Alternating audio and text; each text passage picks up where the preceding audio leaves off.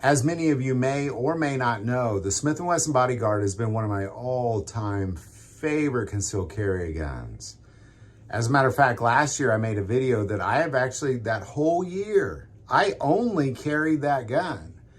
And the thing is I love concealed carry guns. If I had 20, I'd try to rotate them all in, but it's just something about that gun.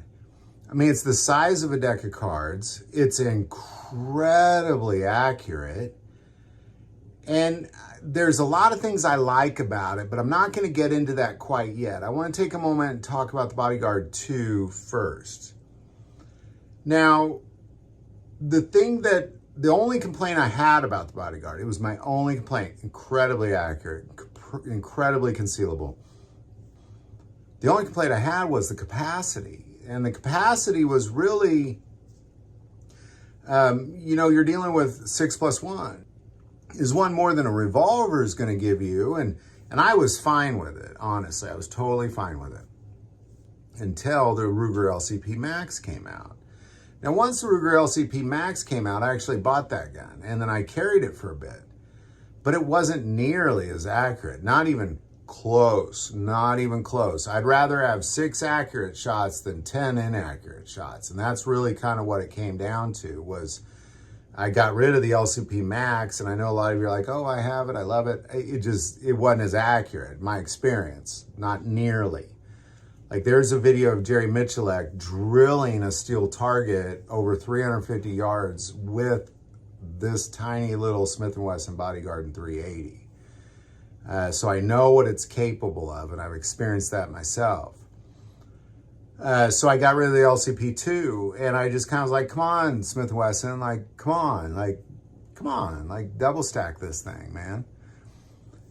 And then came about the Bodyguard 2. And a lot of people reached out to me. I hadn't even heard of it, honestly. A lot of you reached out to me and said, oh, have you tried the Bodyguard 2? Have you tried the Bodyguard 2? Because I think a lot of people know this is my gun. Like, I love the Smith & Wesson Bodyguard in 380. It's my favorite, still is my favorite.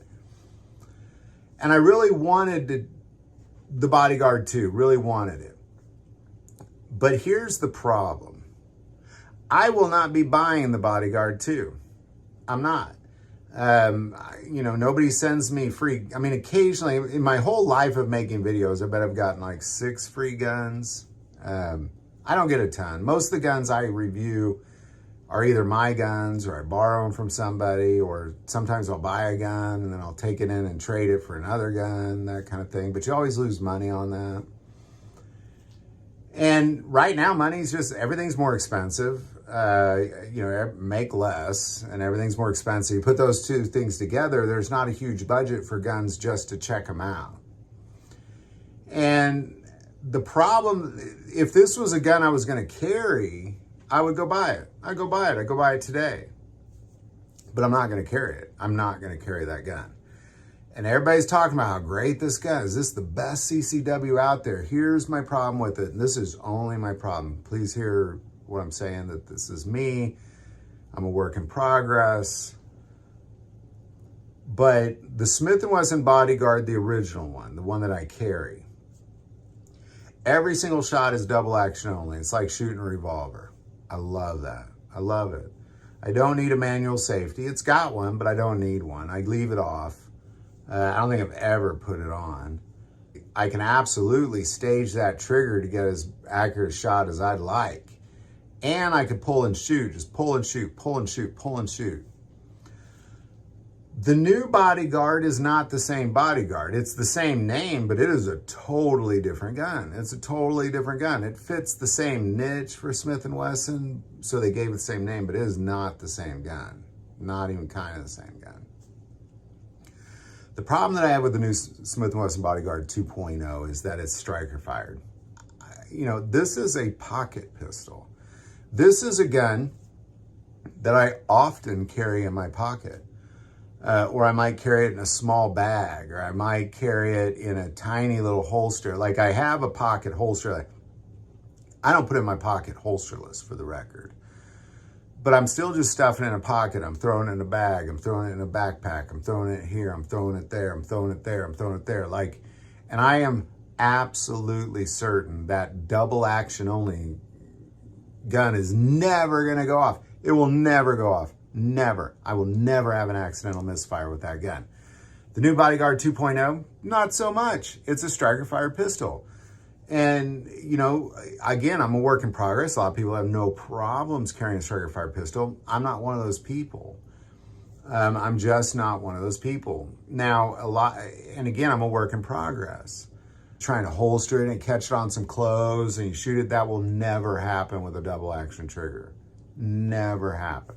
Never happen. And a lot of you might think, well, that's just you being way too precautious. But you got to think, you know, most of where I carry and have carried for the last several decades, I was a teacher. You know, so just throwing that out there, that I was not about to have an accidental misfire. So I grew to appreciate at least a first pull double action only. You know, my favorite kind of gun is a double action single action. But I like a double action only gun as well. And so again, this is just my own personal thing. Like, it's just me.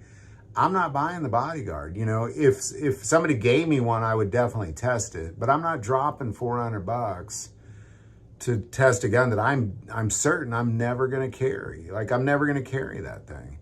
And the other problem with it is, like, it comes with or without a manual safety. So you might say, well, get the manual safety one, but I don't want a safety. Like, I want to be able to pull and shoot.